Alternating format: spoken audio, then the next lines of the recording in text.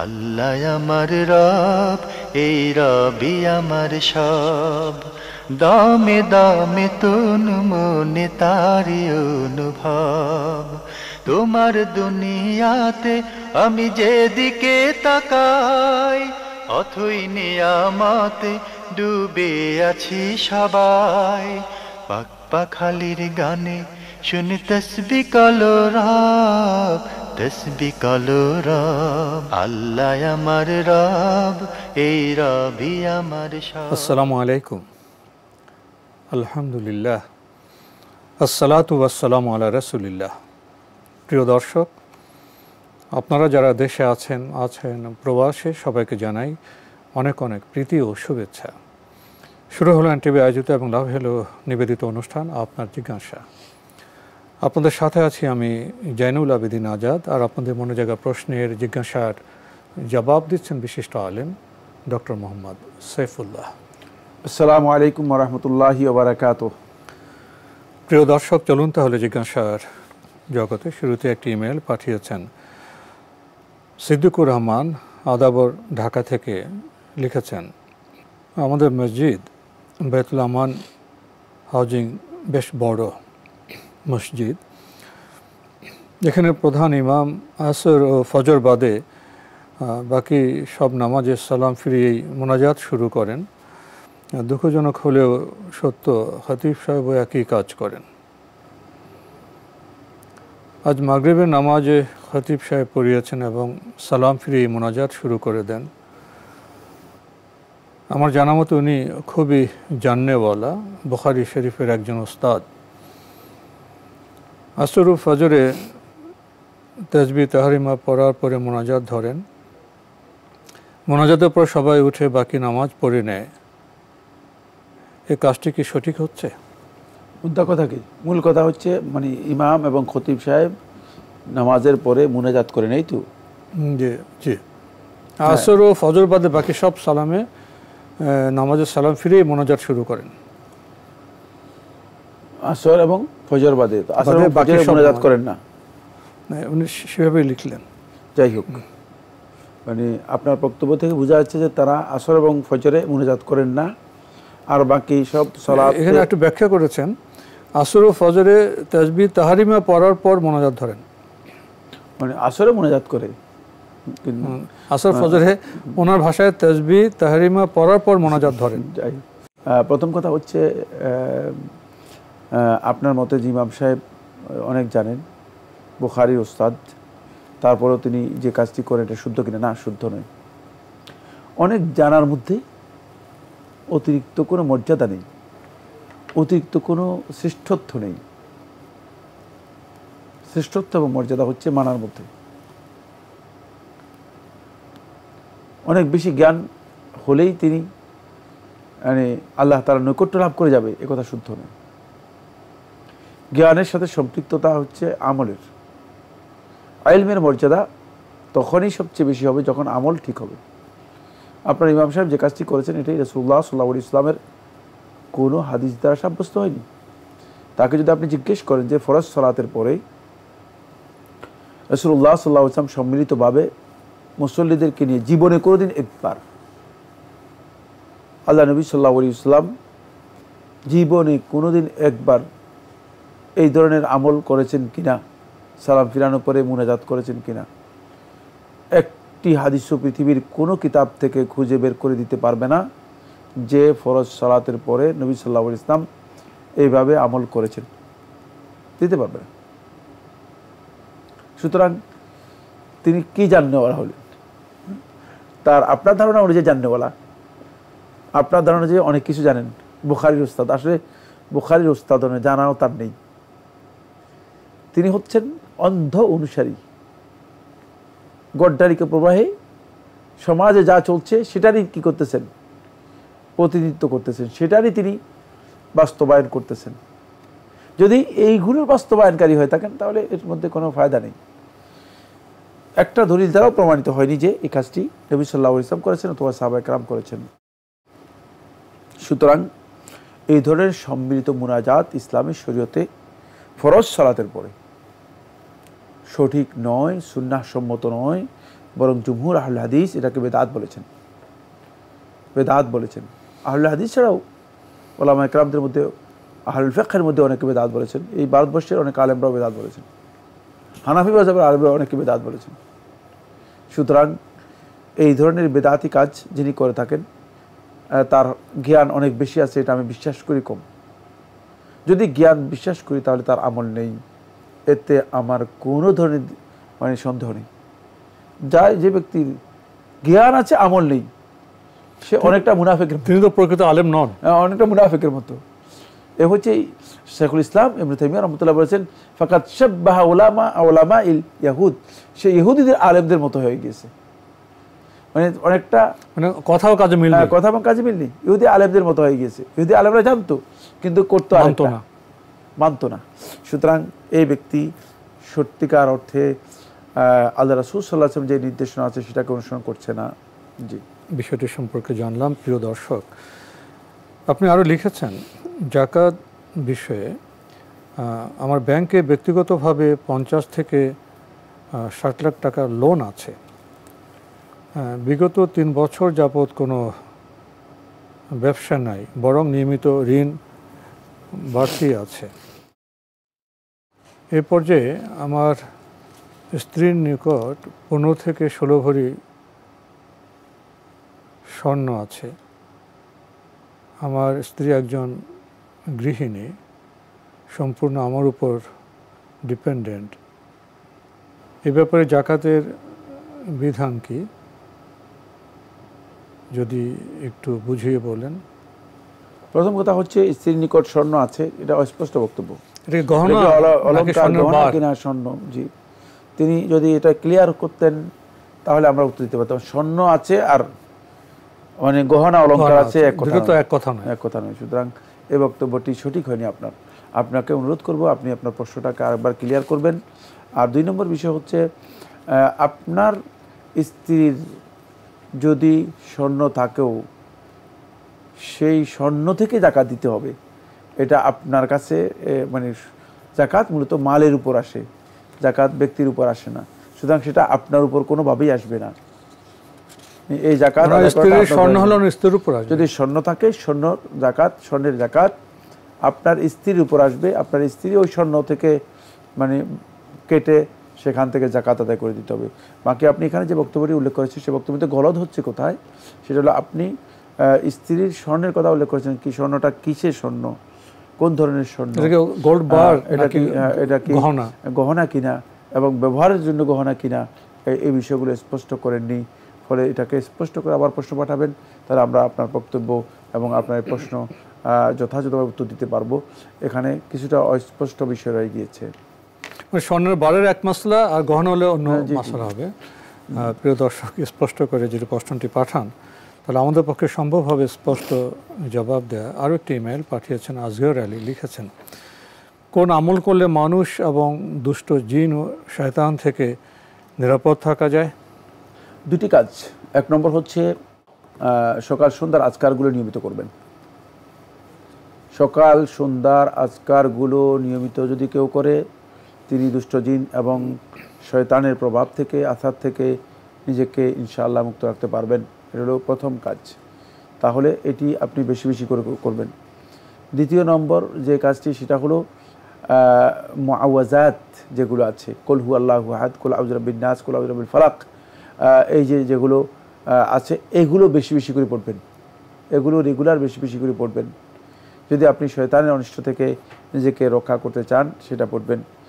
আর 3 নম্বর এর সাথে যুক্ত হবে, এই দোয়ার সাথে যেটা যুক্ত হবে সেটা হচ্ছে সূরা বাকারার শেষ 2 আয়াত যুক্ত করবেন এবং শেষ 2 আয়াতও সূরা বাকারা পড়বেন। রাত্রেই পড়তে পারেন, রাতে ঘুমানোর আগেও পড়তে পারেন। জি, আমরা জানলাম বিষয়টি সম্পর্কে। প্রিয় দর্শক আরও লিখেছেন, উম্মুল কোরআন বলা হয় কোন সূরাকে? উম্মুল কোরআন হচ্ছে কোরআনে কারীমের নাম। কোরআনে কারীমের ইমাম জালালউদ্দিন সুয়ুতী রহমতুল্লাহ 55টি নাম উল্লেখ করেছেন তার ইতকানের মধ্যে। 55টি নাম উল্লেখ করেছেন, তার মধ্যে একটি হচ্ছে উম্মুল কোরআন। আমরা ভাই আজগর আলী আপনার ইমেল পড়ছিলাম। আরও লিখেছেন, কোন সূরা 3 বার পাঠ করলে এক খতম কোরআন তেলাওয়াতের সওয়াব পাওয়া যায়? এমন কোনো সূরা নেই যে সূরা 3 বার পাঠ করলে এক খতম মানে কোরআনের সওয়াব পাওয়া যায়। এই মর্মে যে হাদিসটি রয়েছে বাইহাকী সূরার মধ্যে বর্ণনা করেছেন, দাইফ জিদ্দান, অত্যন্ত দুর্বল হাদিস। সেটা হচ্ছে সূরা আল ইখলাস, সূরাত কুল হুয়াল্লাহু আহাদ। এই মর্মে একটা হাদিস রয়েছে যে এটাকে যদি কেউ 3 বার তেলাওয়াত করে তাহলে তিনি এক কোরআন খতমের যে সওয়াব রয়েছে সেই সওয়াব পাবেন। বাকি এই বক্তব্য হাদিস যেহেতু সহি নয়, সুতরাং এই ফজিলতটুকু সহি সনদে সাব্যস্ত হয়নি। এখানে যে হাদিসটি রয়েছে সহিহ বুখারীর মধ্যে সেটা হলো এই যে সূরাতুল ইখলাস অথবা সূরাতুল আহাদিস সামাদ মানে কুল হুয়াল্লাহু আহাদ, এই সূরাটি তাআদিলু সুলুসাল কোরআন, এটা কোরআনের 1/3 সমান। তাআদিলু সুলুসাল কোরআন, এই বক্তব্যটা কি, এর অর্থ কি? মুহাদ্দিসিন করে এর ব্যাখ্যার মধ্যে বিভিন্ন ধরনের বক্তব্য দিয়েছেন। তার মধ্যে একটি বক্তব্য হচ্ছে যে এটি কোরআনের 1/3 এর সওয়াব এর মাধ্যমে লাভ করা যায়। আরেকটি বক্তব্য মুহাদ্দিসিন দিয়েছেন যে কোরআনের 1/3 ইনফরমেশন এর মধ্যে আছে, তথ্য আছে। যেহেতু এটা মূল তাওহীদ, আল্লাহ তাআলার প্রকৃত পরিচয় এর মধ্যে আল্লাহ সুবহানাহু ওয়া তাআলা তুলে ধরেছেন সূরাতুল ইখলাসের মধ্যে। এজন্য এটা মূল তাওহীদ হওয়ার কারণে সূরাতুল ইখলাস আসলে অত্যন্ত গুরুত্বপূর্ণ মর্যাদাপূর্ণ বিষয়। ফলে সূরাতুল ইখলাসটা তাআদিলু সুলুসাল কোরআন, কোরআনের 1/3 সমান। এখন এটা কি এটার উপর কিয়াস করে আন্দাজ করে ফজিলতের ব্যাপারে 1/3 যোগ 1/3 যোগ 1/3 সমান এক খতম কোরআন, এটা কি করব?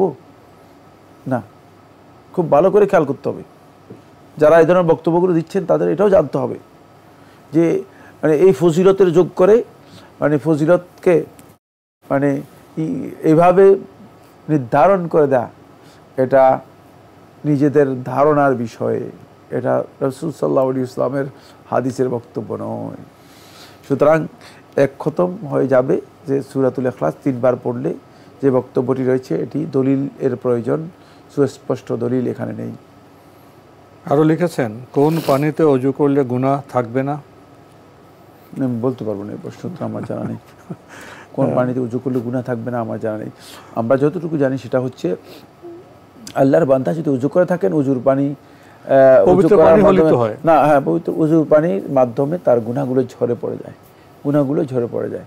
তার অঙ্গ প্রত্যঙ্গের যে গুনাহগুলো আছে, যেগুলো অঙ্গ প্রত্যঙ্গের মাধ্যমে কোনো ব্যক্তি করে থাকে, অঙ্গ প্রত্যঙ্গের গুনাহগুলো যেগুলো আছে সেগুলো তিনি যখন উযু করবেন, উযুর পানিগুলো এর মাধ্যমে কী হয়ে যায়, সেগুলো ঝরে পড়ে যায় এবং সেখান থেকে তিনি পবিত্র হয়ে যান। উযু করার পরে এক ব্যক্তি ওই ব্যক্তির মতো হয়ে যায় যে ব্যক্তি মানে গোসল করলে যেমন পবিত্র হয়ে যায়, ঠিক গুনাহ থেকে সে ব্যক্তি এই ধরনের পবিত্র হয়ে যায়। এটা সহিহ হাদিস দ্বারা সাব্যস্ত হয়েছে। সহিহ হাদিসের মাফহুম মানে বক্তব্যের মর্ম এটা বোঝায়।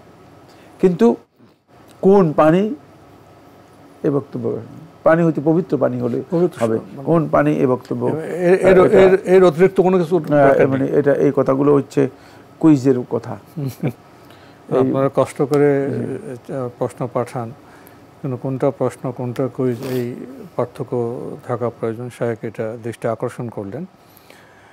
কোন স্থানে 2 রাকাত নামাজ আদায় করলে 1 লক্ষ রাকাত নামাজের সওয়াব পাওয়া যায়? 1 লক্ষ সালাতের মর্যাদা পাবে কোনো ব্যক্তি যদি সালাত আদায় করে থাকে মসজিদ হারামে। আসসালাতু ফিল মসজিদিল হারাম তাআদিলু মিয়াতা আলফি সালাহ ফিমা সাওয়া। রাসূলুল্লাহ সাল্লাল্লাহু আলাইহি ওয়াসাল্লাম বলেন যে মসজিদ হারামে যদি কোনো ব্যক্তি সালাত আদায় করে থাকে তাহলে তার ওই সালাত 1 লক্ষ সালাতের মর্যাদা হবে। এটা কোন রাকাত না, রাকাত নয়। ভুল কুইজ করেছেন, এগুলো ভুল বক্তব্য। প্রশ্নের ক্ষেত্রে আরেকটু সচেতন হই। শেষের প্রশ্নটি আমরা পাঠ করছি। কোন আমল করলে কবরের শাস্তি থেকে মুক্তি পাওয়া যাবে? এখানে অনেকগুলো আমল রয়েছে, যেটি লম্বা আলোচনা, আমরা মনে হয় অনেকবার বিভিন্ন জায়গায় আলোচনা করেছি। একটু দেখে নিলে আমাদের প্রোগ্রামগুলো বিস্তারিত জানবেন। তবে আমি সংক্ষেপে বলে দিচ্ছি। 1 নম্বর হচ্ছে পেশাব থেকে যথাযথভাবে পবিত্রতা অর্জন করা, যতটুকু পবিত্রতার জন্য চাহিদা আছে। অনেক আছে পেশাব থেকে পবিত্র হন কিন্তু ভালো করে পবিত্র হন না, সচেতন নন। এটা অত্যন্ত গুরুত্বপূর্ণ বিষয়। তাহলে কবর আযাব থেকে আপনি মুক্তি পাওয়ার প্রথম আমলটা হচ্ছে পেশাব থেকে পরিপূর্ণ পবিত্রতা অর্জন করা। দ্বিতীয় হচ্ছে চগলখুরি পরিপূর্ণ বর্জন করা। চগলখুরি, হ্যাঁ, চগলখুরিটা কবর আযাবের অন্যতম কারণ। কবর আযাব থেকে মুক্তি পাওয়ার জন্য খবরদার চগলখুরি করবেন না। চগলখুরি কী জিনিস? অনেক কথা চগলখুরি এটা তো ফার্সি শব্দ, আরেক সমস্যা রয়েছে। ফার্সি মানে মানুষের কাছে পরিচিত হয়ে গেছে। বাংলা এটার কী আসলে? আমি মানে বাংলা হচ্ছে মানে একজনের বক্তব্য আরেকজনের কাছে নিয়ে বিপর্যয় তৈরি করার জন্য লাগানো। চগলখুরি হচ্ছে এক ব্যক্তির কথাকে আরেক ব্যক্তির কাছে গিয়ে বলবেন যে এই ব্যক্তি তোমার সম্পর্কে কথা বলেছে আলা ওয়াজহিল ইফসাদ, দুজনের মধ্যে ঝগড়া ফাসাদ তৈরি করার জন্য। এটা হচ্ছে চগলখুরি, কথা চালাচালি করা, একজনের বক্তব্য আরেকজনের কাছে নিয়ে যাওয়া। এই চগলখুরি যদি কেউ করেন তাহলে তিনি কবর আযাব থেকে রক্ষা পাবেন না। এই জন্য কবর আযাব থেকে বাঁচতে হলে এটি করতে হবে। আরেকটি হচ্ছে কবর আযাব থেকে বাঁচার জন্য আরেকটি গুরুত্বপূর্ণ বিষয় হচ্ছে সূরাতুল মুলক নিয়মিত প্রত্যেক রাতে তেলাওয়াত করা। রাসূলুল্লাহ সাল্লাল্লাহু আলাইহি ওয়াসাল্লাম একটি হাদিসের মধ্যে বলেছেন হিয়াল মানিআতু মিন আযাবিল কবর, হিয়াল মানিআতু মিন আযাবিল কবর। এখানে দুটি হাদিস রয়েছে। একটা হাদিসের মধ্যে এই লফজ এসেছে, এই শব্দ এসেছে হিয়াল মানিআতু মিন আযাবিল কবর, অর্থ হচ্ছে যে সূরাতুল মুলক এটি একজন ব্যক্তিকে কবর আযাব থেকে মানে তাকে বাধা দিয়ে রাখে। তাহলে আপনি যদি নিয়মিত সূরাতুল মুলক আপনি তেলাওয়াত করেন তাহলে আপনি কবর আযাব থেকে আপনি নিজেকে মুক্ত করতে পারবেন, কবর আযাব থেকে মুক্ত করতে পারবেন। এই জন্য সূরাতুল মুলক এর আমলটাকে নিয়মিত করার জন্য চেষ্টা করলে কোনো ব্যক্তি তিনি কবর আযাব থেকে বাঁচতে পারবেন। 4 নম্বর হচ্ছে যেটি সেটা হলো কবর আযাব থেকে বাঁচার জন্য 4 নম্বর বিষয় হলো ফজরের সালাত অবশ্যই পরিহার বা বর্জন করতে পারবেন না। ফজরের সালাত যে ব্যক্তি নিয়মিত বর্জন করে থাকে, নিয়মিত ফজরের সালাতের জন্য উঠে না, সালাত আদায় করার জন্য ঘুমাচ্ছে, খামখেয়ালি করে, অবহেলা করে, অবজ্ঞা করে সময় মতো ফজরের সালাত আদায় করে না, এবং ফজরের সালাতের ব্যাপারে যার মধ্যে অলসতা রয়েছে তিনি কবরের আযাব থেকে নিজেকে রক্ষা করতে পারবেন না এবং কবরের আযাব তার জন্য থাকবেই, কবরের আযাব থেকে বাঁচতে পারবেন না। তারপরে যে পয়েন্টটি গুরুত্বপূর্ণ সেটা হচ্ছে সুদ থেকে বাঁচতে হবে। সুদ কবর আযাবকে নিশ্চিত করবে, সুদ কবর আযাবকে নিশ্চিত করবে। যে কোনো ব্যক্তি যদি সুদি কারবার, সুদি লেনদেন এগুলো করে থাকে সেই ব্যক্তির আযাব মানে অ্যাডভান্স হাজতে। কিছু লোক আছে না, কিছু অপরাধী আছে আমাদের বাংলাদেশে এখন দেখতে পাচ্ছি আমরা, দেখা যায় শাস্তির আগে কোর্টে যাওয়ার সময় শাস্তি পেয়ে যাচ্ছে। মানে এই অবস্থা হয়ে যায় অপরাধের কারণে, অপরাধের ভলিউম এত বেশি যে। ঠিক একই জিনিস মানে ওই কবরের মধ্যে এই শাস্তিটা, এটা কিন্তু আসলে আখিরাতের শাস্তি না। এই শাস্তিটা হচ্ছে তার অপরাধটা এত জঘন্য যে ওই অপরাধের কারণে সেই অপরাধটাই তাকে কী করতেছে, শাস্তি হিসেবে এসে গেছে, অপরাধটাই তার শাস্তি হিসেবে এসে গেছে। সুতরাং সুদটা অবশ্যই তাকে পরিহার বর্জন করতে হবে। কয়েকটি পয়েন্ট আলোচনা করেছি, তবে এটা আমি বলেছি যে লম্বা একটি বিষয়। তোরা মুলক পাঠের কথা বললেন, এটাকে শ্রবণ করলে হবে না? তেলাওয়াত করতে হবে, তেলাওয়াতের ব্যাপারটি এসেছে। শ্রবণ করলে সব পাবে, কিন্তু শ্রবণ করলে মানে এর পাঠের যে মর্যাদা সেটা পাবে, তাহলে ওটা তেলাওয়াতই করতে হবে। তেলাওয়াত করতে হবে। জি, তো আজকে আমাদের এখানে শেষ করতে হচ্ছে। আপনাকে অনেক ধন্যবাদ। আপনাকে অনেক অনেক ধন্যবাদ। প্রিয় দর্শক, আমরা দেখছিলাম এনটিভি আয়োজিত এবং লাভ হেলো নিবেদিত অনুষ্ঠান আপনার জিজ্ঞাসা। আমাদের অনুষ্ঠান আপনারা এনটিভি অনলাইনেও দেখতে পারবেন, ভিজিট করুন www.ntvbd.com। এছাড়া ইউটিউবে এবং আমাদের ভেরিফাইড ফেসবুক পেজে অনুষ্ঠান দেখতে পারবেন। কবর শাস্তি থেকে মুক্তি পাওয়ার যে কাজগুলো আমরা শুনলাম, কিছু কাজ সম্পর্কে, আশা করি আমরা এগুলো আমলের চেষ্টা করব। চিঠি লিখুন, প্রশ্ন পাঠান আমাদের ঠিকানায়। পরিচালক আপনার জিজ্ঞাসা, এনটিভি, বিএসসিসি ভবন, 7ম তলা, 102 কাজী নজরুল ইসলাম অ্যাভিনিউ, কারওয়ান বাজার, ঢাকা 1215। ইমেল অ্যাড্রেস আপনার জিজ্ঞাসা @ntvbd.com। মহান আল্লাহ আমাদের সবাইকে নিরাপদে রাখুন, রাখুন শান্তিতে। আসসালামু আলাইকুম। আল্লাহ আমার রব, এই রবি আমার সব, দামে দামে তুন মনে তারি অনুভব। তোমার দুনিয়াতে আমি যেদিকে তাকাই, অথই নিয়ামতে ডুবে আছি সবাই।